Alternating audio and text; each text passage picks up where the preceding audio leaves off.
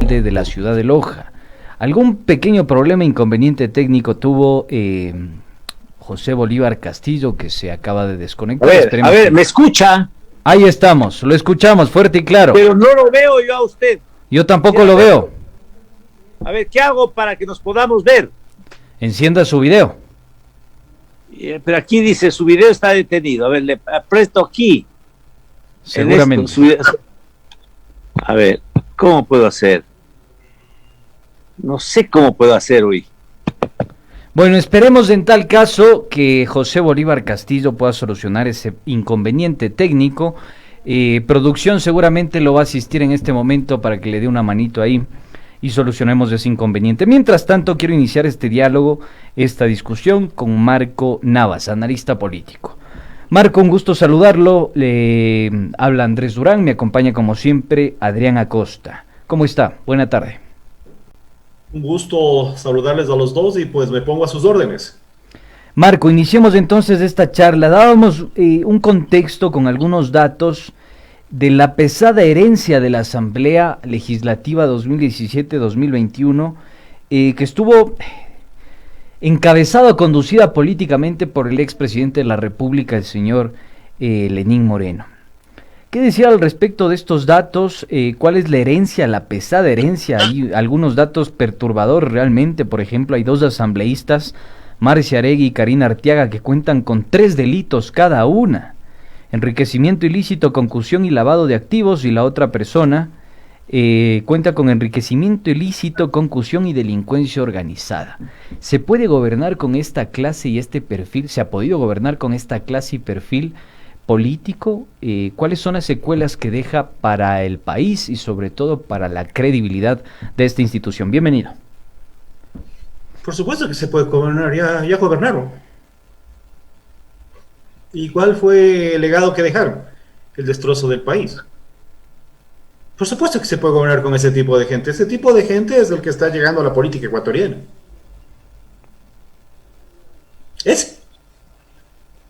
Pero el problema es, si el Ejecutivo puede gobernar con ese tipo de gente, por supuesto que puede gobernar con ese tipo de gente, de hecho gobernó. Le recuerdo a usted que cuando Lenín Moreno acabó con el movimiento Alianza País, ¿qué fue lo que pasó? Más de la mitad se fueron con el Ejecutivo. Formaron mayorías móviles. E indudablemente ya sabemos lo que pasa cuando usted tiene mayorías móviles, ¿no? Si no, cómo se dio el reparto que se dio. Pero más allá del reparto que se dio y toda la parafernalia de los juicios en los cuales hay absueltos, no absueltos y todo lo que sea, todo el modelo neoliberal que planteó el cogobierno de Lenín Moreno, Guillermo Lasso, Jaime Nebot, con el apoyo de Pachacuti y los movimientos sociales, se ejecutó. Se ejecutó. Si no, vean el número. A mí, básicamente, que vayan o no vayan a trabajar, ya que se puede hacer. Eso es irrelevante. A mí lo que me interesa son las leyes que votaron. El 86% de esas leyes fueron aprobadas por ese Congreso del Ejecutivo. ¿Qué se aprobó? La ley de fomento tributario, ley de fomento productivo, que perdonó miles de millones de dólares a los grandes grupos de evasores de impuestos. Es lo que a mí me interesa. ¿Qué más se aprobó? ¿Se aprobó o no se aprobó la ley humanitaria? ¿Se aprobó o no la ley de finanzas públicas? ¿Se aprobó o no la ley de defensa de la dolarización? Eso se aprobó. Y otra cantidad de cosas más, y otra cantidad de barbaridades más. Eso es lo que nos debe a nosotros como ecuatorianos preocupar. ¿Cuál fue el cuerpo jurídico, los cuerpos jurídicos que se aprobaron y que en este instante tienen en desmedro absolutamente al trabajador ecuatoriano, a la sociedad ecuatoriana, y tienen destrozado el país? Y tienen en vilo al Ecuador, porque una ley de dolarización, de defensa de la dolarización, que de defensa no tiene absolutamente nada, es básicamente una ley de privatización del Banco Central que está retomando absolutamente los escenarios que se dieron en ¿cuándo? En la crisis de 1998-2000, pues. Entonces, indudablemente, eso es lo que nosotros tenemos que analizar con respecto al papel de la Asamblea Nacional. De ahí, particularmente, el resto es básicamente cuestiones que avergüenzan, por supuesto que avergüenzan. Pero más allá, el legislativo, ¿qué es lo que hace? Legislar. Vamos a ver si se legisla en favor de las grandes mayorías o a favor de las élites. ¿A favor de quién se gobernó en este momento? A favor de las élites. ¿Cómo se gobernó? En función de mayorías móviles. ¿Qué se hace para manejar mayores móviles? Repartir cargos de instituciones. El reparto de cargos de instituciones, ¿qué genera? Corrupción. Listo, ahí está. Esa es la lógica que a nosotros nos debe primar de análisis. El resto, ¿ya qué podemos hacer? Si básicamente es la forma absolutamente de hacer política en este país. Y evidentemente también tiene que ver, y le recuerdo, si tanto escandaliza a las dos asambleístas con tal, no hoja de vida, sino prontuario en el caso de ser realidad, recuerde usted que el señor Abdalá Bucaram Ortiz fue candidato para asambleísta en estas últimas elecciones, ¿no es cierto? Entonces, la cuestión va más de fondo. El análisis del legislativo tiene que ver absolutamente con los cuerpos jurídicos que, evidentemente, aprueba, con la falta de ¿qué? De fiscalización. ¿Dónde está la fiscalización a la gestión del ministro de Salud? Que vacunó a mamita y se mandó luego a cambiar a Miami. ¿Dónde está la gestión del ministro de Economía que pagó pagó deuda externa y perdió recursos ecuatorianos en juegos financieros en las bolsas de valores internacionales por cerca de 2.200 millones de dólares mientras se ocurría la barbarie de Guayaquil? ¿Dónde está absolutamente la fiscalización a María Paula Romo después de 11 muertos, más de 46 mutilados, entre ellos 20 enceguecidos y básicamente más de 1.000 detenidos? Ven, ayúdame, porque no puede entrar. Y más de 1.000 heridos en la rebelión de Quito. ¿Dónde está absolutamente la fiscalización también a María Paula Romo por absolutamente lo sucedido en lo que es el reparto del sistema hospitalario? Eso es lo que yo quisiera que absolutamente un legislativo haga, y legislar, pero en función de las grandes mayorías nacionales, cosa que no sucedió en el gobierno de Lenín Moreno. Pues entrar o más. Perdón, Marco, tenemos ahí al aire a José Bolívar Castillo. José, solucionó su inconveniente técnico porque está al aire, la gente lo está escuchando, entonces tenemos un doble audio ahí que no nos permite llevar la conversación. Bien, creo que hay un inconveniente técnico. Sigamos, Marco. Por ende, eso es lo que a mí me interesaría y ese es el análisis de fondo de una función legislativa. Legisla y fiscaliza en función de las mayorías nacionales o en función de las élites. El Ejecutivo ha tenido absolutamente la potencialidad de tener una mayoría en el legislativo para indudablemente implementar su programa de gobierno. Sí la tuvo. Ahí están las circunstancias. Recuérdense que en el gobierno de Rafael Correa, en la década del gobierno de Rafael Correa contó con mayoría legislativa. Pero indudablemente las leyes que se generaron fueron totalmente diferentes, porque el modelo era totalmente diferente. Ahí están los resultados macroeconómicos y sociales. Muy bien, sin duda la Asamblea Nacional del periodo anterior ha quedado en deuda con el pueblo ecuatoriano por todo lo que hemos analizado. Incluso el nivel de credibilidad fue muy bajo. La Asamblea Nacional cerró con el 7.6% de credibilidad y también ya lo hemos dicho que ha habido 54 asambleístas con denuncias en la Fiscalía y fue de conocimiento público también el tema del reparto de los hospitales a cambio de votos, especialmente por parte de los asambleístas independientes. En ese sentido, Marco, yo quiero consultarle, aquí haría falta la intervención de la Fiscalía General del Estado, de las autoridades competentes, porque todos estos hechos no pueden quedarse en la impunidad. Recordemos también que hubo el escándalo de los carnets de discapacidad que fueron utilizados dolosamente. Por ejemplo, entre ellos estaba el caso del asambleísta Fabricio Villamar, que ya faltando 2 días para que termine el periodo legislativo, fue destituido por el Pleno de la Asamblea. Las cosas no pueden quedarse impunes. ¿Usted considera que la la Fiscalía General tiene que actuar e investigar todas las posibles irregularidades que se cometieron en el periodo legislativo anterior? La Fiscalía no va a investigar nada, absolutamente nada. No lo hizo en los 4 años, menos lo va a hacer ahora. Eso quedará en impunidad. Ese es el punto. Recuerde usted qué fue lo que dijo Diana Salazar cuando se le increpó en una entrevista diciéndole, disculpe, ¿y por qué no investiga lo sucedido con INA Papers? La respuesta de la señora fue impresionante. Porque yo no quiero pelearme con absolutamente todo el mundo. La fiscalía no puede pelearse con todo el mundo. Listo, ahí está. Ese hálito de impunidad, eso es lo que hemos visto absolutamente estos 4 años y absolutamente es parte consustancial de nuestra historia democrática. La cooptación por parte del Ejecutivo de todos los poderes del Estado, ¿para qué? Para evidentemente hablar de gobernabilidad.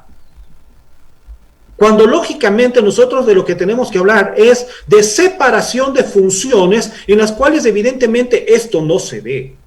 Si usted toma en consideración, la función judicial nunca ha sido independiente en los 42 años de retorno a la democracia. Nunca. Tuvimos absolutamente tanques de guerra rodeando a la función judicial en época de Febres Cordero. Tuvimos la famosa intromisión de la Asamblea Nacional nombrando por única y última vez jueces de la Corte Nacional de Justicia. Tuvimos la pichicorte. Tuvimos absolutamente la metida de la mano de la justicia en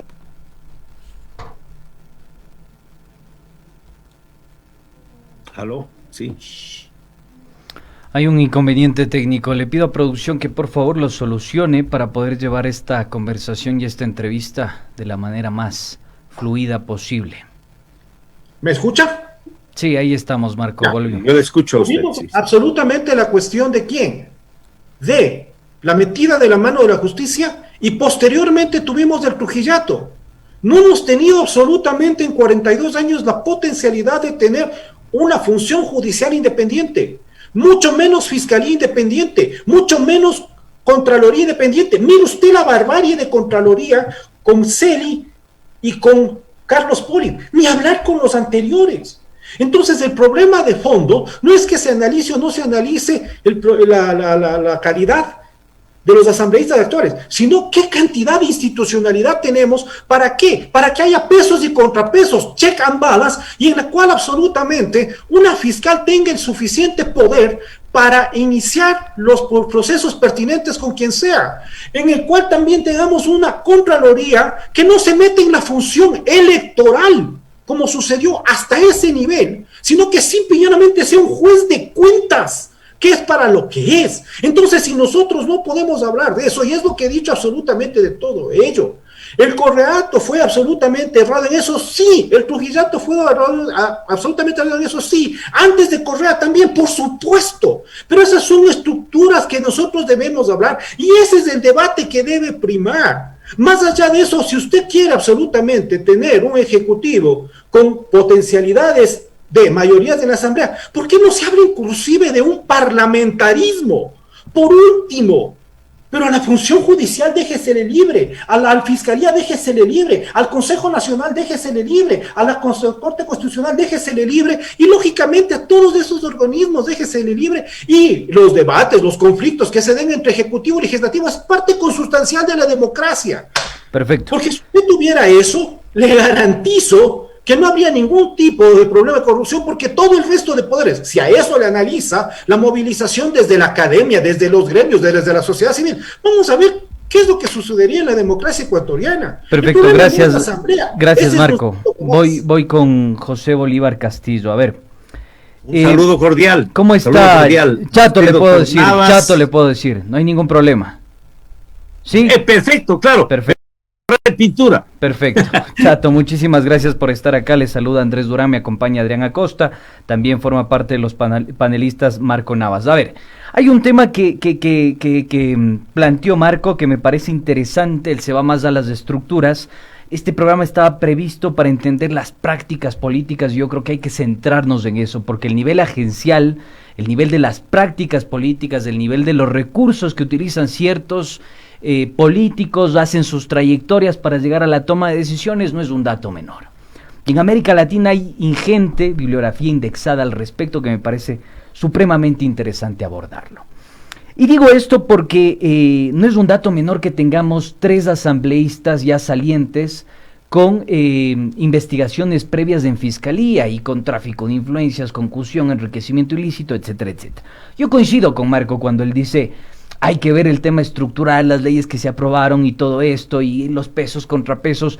Yo agregaría por ahí otra hipótesis que también me parece sugestiva, interesante, y que fue algún momento la que aportó Montúfar cuando hacía sociología y no política. Creo que le iba mucho mejor haciendo sociología y no política. Y él dijo, el problema ecuatoriano es el hiperpresidencialismo, que ha capturado de alguna forma al resto de poderes o funciones del Estado. Usted póngale el adjetivo que más le guste. ¿Qué le parece a usted todo este escenario, todo este contexto, la pesada herencia que deja la Asamblea 2017-2021, los pactos que se han gestado recientemente y las proyecciones que son tan necesarias? ¿Qué dice al respecto Chato Castillo? Muchas gracias. Un saludo cordial a Radio Pichincha y a todos quienes forman parte de su staff periodístico. Les agradezco por esta invitación. En realidad, esta es la gran tarea que tenemos por delante. Poder generar una institucionalidad del Estado que sea realmente respetada y respetable. Hablamos todos, es lugar común, el pensamiento de Montesquieu, la separación de las funciones del poder del Estado. El poder del Estado es uno y pertenece al pueblo, pero se ejerce a través de funciones que se entiende que tienen atribuciones, competencias específicas y que no se superponen. Pero ¿qué es lo que hemos tenido aquí? Es un permanente quita que te arrancho entre las élites políticas ligadas a los grupos económicos que necesitan tener un Estado dócil. Un Estado, como decía por ahí algún candidato que se volvió mal hablado a última hora, un Estado que no joda, que esté sometido, dócil, a los grupos más influyentes. Porque si algún hijo de vecino llega a ser elegido, vamos a decir, alcalde o presidente de la República o lo que sea, cuidadito con que se le ocurra salir en defensa del interés público por arriba de los intereses de los que más influyen. Si éste pretende hacer eso, ahí le caemos encima. Para eso controlamos las grandes cadenas mediáticas y para eso tenemos pues las fórmulas con las cuales se puede decir quién sigue y quién sale en este país. Entonces necesitamos de urgencia poder establecer una institucionalidad del Estado que sea respetada, sea respetable y que nos permita realmente que la ciudadanía sepa que no es cuestión de someterse a los grupos de poder económico que a través de las cadenas mediáticas controlan el poder político. Porque entonces no tenemos una democracia, sino tenemos una mediocracia, ¿no? Donde los grupos económicos, controlando la comunicación colectiva, están en condiciones de controlar el poder del Estado. Querido amigo, a mí me contrista mucho el observar lo que hemos venido viendo desde hace ya largo tiempo. Se aprobó una ley de comunicación. Yo llegué a ser diputado, asambleísta, fue el año 2013, creo que por tercera vez iba al Parlamento. Y nos dijo que tenemos que aprobar ya en segundo debate la ley de comunicación. Que ya terminó el segundo debate, que a los diputados que llegábamos en 2013 nos tocaba solo votar. Eso es lo que decía doña Gabriela Rivadeneira. Pues yo les dije, no señor, se equivoca. Entonces necesitamos ver qué es lo que está en esa ley de comunicación que dicen que ya ha terminado el segundo debate y que los nuevos diputados tenemos que solamente votar. Me puse a revisar y claro, encontré la maravilla de que la tal ley mordaza de la que tanto se hablaba era una mordaza sin muelas. Porque el pacto ético político que había hecho el Corcho Cordero allá por diciembre del año anterior, ese pacto ético político significó aprobar una ley parecida a la ley de defensa del consumidor, donde se regula todo, se dice maravillas, pero no hay una autoridad encargada de aplicarlo. Cuando a usted le venden un aparato chiviado, vaya a ver a quién le puede reclamar. La tal superintendencia de control de poder de mercado no sirve para nada. Porque esa es la mañosería con la que se hacen las cosas. La propia constitución de Montecristi es una constitución del sí, pero no, no, pero sí. ¿No? Entonces, por ejemplo, el seguro es universal. Por tanto, si el seguro es universal, no habría afiliados al seguro, sino que todos están protegidos. Sí, y si doctor todos Castillo, están protegidos, el seguro tiene que dedicarse a lo suyo. Sí, perdón que le interrumpa, doctor Castillo, en honor al tiempo. Quiero centrarme concretamente en el tema del trabajo de la Asamblea. Yo hace pocos instantes le había consultado a Marco Navas cuál era su criterio respecto a que dentro de la Asamblea Nacional se cometieron algunos temas bastante preocupantes, como el reparto de hospitales a cambio de votos. También hubo el escándalo de los carnets de discapacidad, claro, y también el hecho del paro de octubre de 2019, también hubo una investigación, hubo muertos de por medio, heridos, y la Asamblea Nacional también archivó una investigación en ese sentido. Es decir, la Asamblea nos queda debiendo de largo. Yo le consultaba a Marco si esto puede quedarse en la impunidad, y esa misma pregunta le planteo a usted, doctor Castillo. No debe quedarse en la impunidad. ¿Qué debemos hacer? Usted tiene un parlamento, este momento electo, que si usted suma los votos de UNES más los votos de Pachacuti, del señor Yacu, y suma los votos de la izquierda democrática, del señor Herbas, creo que es, ¿no? Herbas, sumado los tres, más los votos de los que lograron superar la plancha, ¿no? Porque con el voto de todos toditos en plancha, pues ahí muy pocos podían salir por los llamados grupos, organizaciones de participación política provinciales, regionales, ¿no? Imposible. El que votaba por presidente, por fulano de tal, tiene que votar por la lista completa, el paquete cerrado en plancha, ¿no? Entonces muy poquitos se lograron escapar de esa lógica. Entonces me parece que era una cosa de 10 o 11 que llamaban independientes, no creo que hayan sido independientes, pero en todo caso se les llamaba así independientes. Entonces sube usted UNES 49, Pachacuti creo que eran como 26, no recuerdo exacto el número, doctor Naves, si me lo recuerda. 27 menos 2 desafiliaciones, son 25 actualmente. 25. Más izquierda democrática eran como 12 o 15. 14, ya. Más los independientes que sabemos que tienen una orientación progresista, que serían unos 8, ¿no? Tiene usted mayoría absoluta, pues, para que pueda llevarse a cabo esta tarea de fiscalización política. Pero ya ve usted el panorama, cómo se presenta. Porque los asambleístas están sometidos al bloque, ¿no? Para eso se resolvió reformarla. El Código de la Democracia, a última hora, señor Verde Soto, a última hora amarró ahí, hicieron una reforma en febrero del 2019, cosa que no haya forma de que se toque el asunto.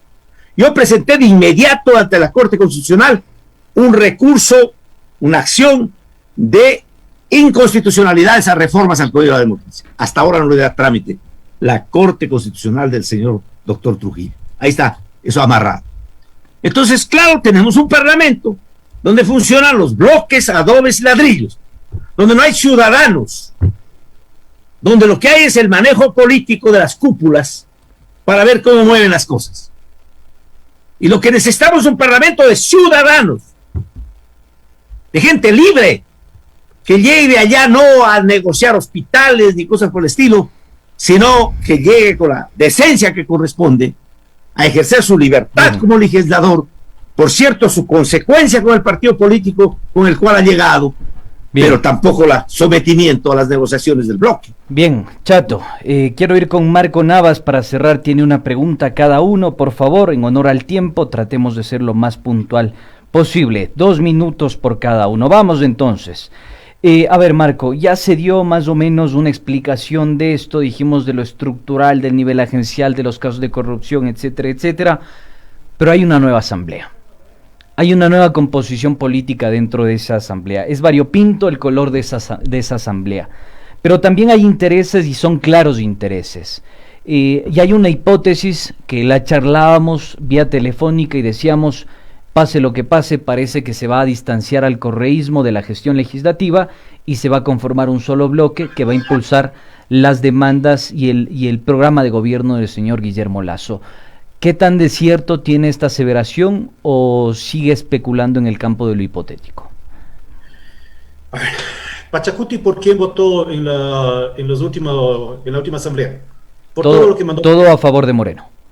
Izquierda Democrática, por todo lo que mandó Moreno. Todo a favor de Moreno. Todo, absolutamente todo. El resto de partidos, todo, absolutamente todo. ¿De qué me hablan? Exacto. Lo que van a hacer es la supuesta ruptura entre Nebot y Lasso no existe. Nebot dejó claro en la entrevista con Poscan. Nosotros hicimos el plan económico con Guillermo Lasso. Si es que ese plan se cumple, nosotros apoyaremos. Punto. Se acabó. Porque la derecha tiene claros sus intereses económicos. Listo. Podrán estar enojados, sí, entre comillas enojados, pero el resto seguirá. Lo que harán simple y llanamente es unificarse absolutamente en esos aspectos y vamos a ver qué es lo que hace Pachacuti. Porque el que crea que Izquierda Democrática es de progresista de izquierda, es que nunca comprendió que era la izquierda democrática en toda su historia. La izquierda democrática y izquierda solamente tiene el nombre, y la democrática, el nombre. Se acabó. ¿Y Pachacuti? Sí. Pachacuti básicamente ya es un actor completamente cooptado por la derecha desde hace 20 años. Por favor, en la Constitución de 1998, ¿por quién votó el señor Trujillo? Por el salvataje bancario autorizado en la Constitución. Pachacuti básicamente fue completamente oposición al gobierno de Rafael Correa. Pachacuti estuvo apoyando al 2017 a Guillermo Lasso, estuvo apoyando al Trujillato, votó absolutamente, completamente acá, votó el voto nulo ideológico, votó toda la ley hasta la de la dolarización, está haciendo mayoría en este gobierno. Pachacuti es ya un actor político de la derecha que votará en función de sus privilegios o de sus necesidades o de lo que contempla absolutamente los sectores que representa. Si el gobierno de Lasso le complace absolutamente en todos sus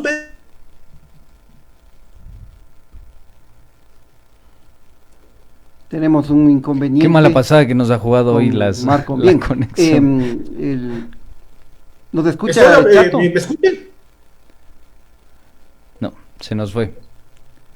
¿Aló? Sí. Sí, a ver, ahí estamos. Sí, Vamos con Bolívar Chato sí. Castillo. Bien, quiero finalizar consultándole cuál ve el panorama de la nueva asamblea con todo lo que ha pasado. Recordemos que en la instalación el primer día no hubo los votos, se cayó un acuerdo entre el Partido Social Cristiano, UNES y Creo. Al siguiente día se unieron la Izquierda Democrática, Pachacuti, Creo e Independientes y lograron la nominación de las nuevas autoridades de la Asamblea Nacional.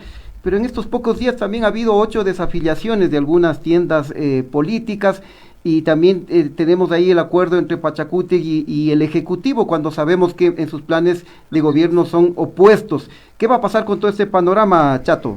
A ver, pues que demuestren los grandes seguidores de Montesquieu, que dicen que no hay democracia sin separación de las funciones del Estado, que el señor Guillermo Lasso gobierne, pues. ¿Cómo? Le toca gobernar con el marco jurídico constitucional con el cual fue electo. El pueblo le dio un contrato en las urnas. Le dijo, vení acá y goberná tú con este marco jurídico que está vigente. A él le toca gobernar con ese marco jurídico constitucional. Porque hay separación de las funciones del Estado. ¿Para qué quiere comprar diputados ni cosas por el estilo? ¿No? Y luego los partidos que dicen que son progresistas, a ver, demuéstrenlo pues en los hechos. Los ciudadanos que forman parte de esos partidos. ¿No? Vamos sacando, por ejemplo, una reforma a la famosa ley de intermediación financiera para anclar las tasas activas, es decir, lo que los bancos cobran cuando prestan dinero, anclar en las tasas pasivas, es decir, lo que los bancos pagan cuando les lleva la platita al banco. Entonces vamos a decir que ganen 100%. Si pagan 2% al que les deposita, pueden cobrar hasta 4% cuando prestan. Muy simple, anclar las tasas activas en las pasivas. A ver, pongamos en vigencia los principios constitucionales. Tenemos Artículo segundos, Chato, por favor. 369 de la Constitución. El seguro es universal. Si es universal, no hay afiliados al seguro. Todos debemos estar asegurados. Y por tanto, el seguro debe dedicarse a lo suyo. No administrar hospitales, importar medicinas, distribuir medicinas, construir casas, hacer de banco. Seguro tiene que cubrir con sus recursos las prestaciones que están aseguradas. ¿Para quién? Para todos. Es decir, no hay un seguro campesino y uno urbano. Uno para mujeres y otro para hombres. Bien. Uno para militares y otro para civiles. No. Seguro, universal. Entonces vamos poniendo en vigencia esto. Si somos progresistas, hagamos pues estas cosas, ¿no es cierto? No es cuestión de decir estoy con Correa o contra Correa. Ya basta con esa tonada. Correa ya cumplió su papel, hizo lo suyo. No Bien. es cuestión de correísmo, anticorreísmo. Quiero- Olvídense de eso. Quiero agradecerles Vamos a a construir ambos. ese progresismo en el marco jurídico. Bien, quiero agradecerles a ambos, a Marco Aníbal Navas, analista político, y también, por supuesto, a José Chato Castillo, exalcalde de la ciudad de Loja. Lamentablemente se nos acaba el tiempo, el principal timador de este espacio de noticias y de información. Doctora Costa, nos despedimos. Así es, muchas gracias a los oyentes por su amable sintonía. Les esperamos como siempre el día de mañana a las 17 horas. Recuerden, las conclusiones son suyas. Hasta una próxima. Gracias al gentil auspicio de